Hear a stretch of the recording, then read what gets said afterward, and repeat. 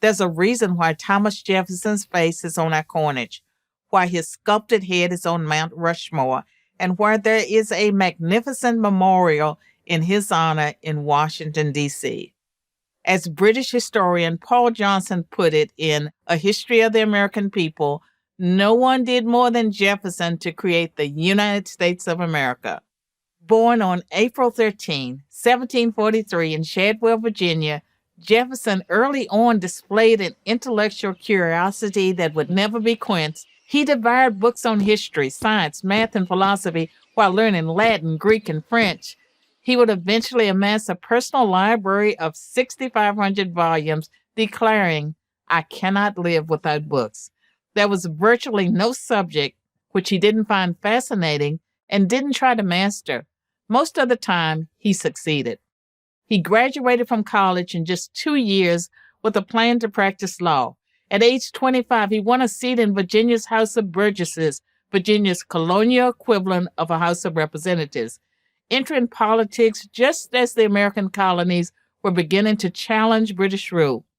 Although Jefferson was not a gifted speaker, he was a genius with words. This gift did not go unnoticed. John Adams and Benjamin Franklin, no rhetorical slouches themselves, asked him to write the first draft of America's Declaration of Independence. Their confidence was richly rewarded. Jefferson's assertions that all men are created equal and that nature's God, the Creator, had granted them inalienable rights formed the cornerstones of the American experiment.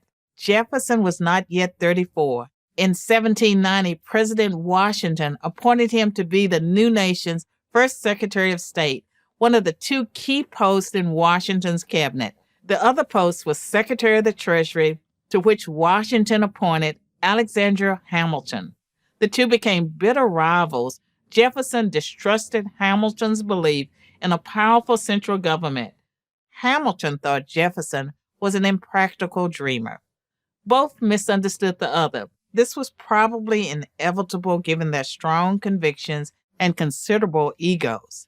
And although it's true that Jefferson was a lofty political theorist, he was also a cunning politician. His hardball tactics angered or alienated people who had once been close allies, most notably John Adams.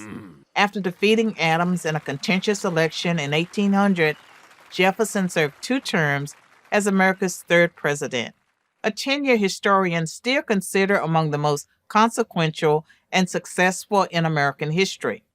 He reduced the scope and reach of the federal government, cutting taxes, lowering spending, and retiring half of the national debt. This was the small government Jefferson in action, but he had no problem exercising vigorous executive authority when he felt it was necessary. Nowhere is this better expressed than his greatest accomplishment as president, the acquisition of the Louisiana Territory from France for $15 million, or just 4 cents an acre.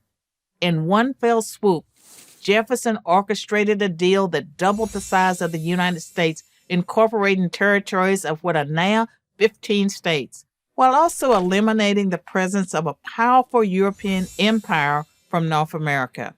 After completing 2 terms, Jefferson, following Washington's example, stepped down from the first office.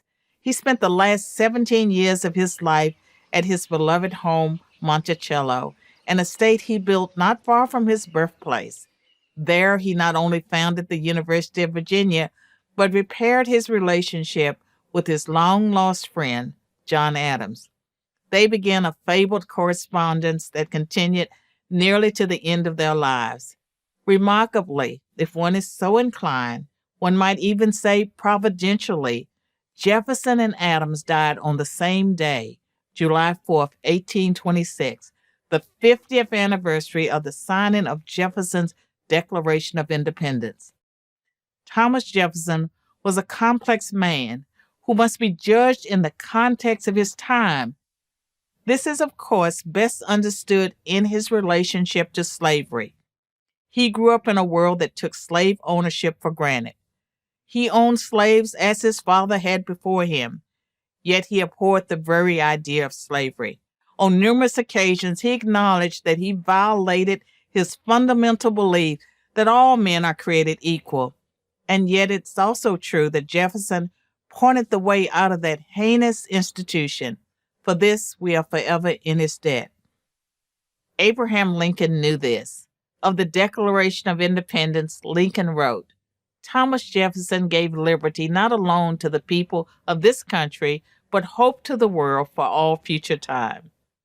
I'm Carol Swain for Prager University.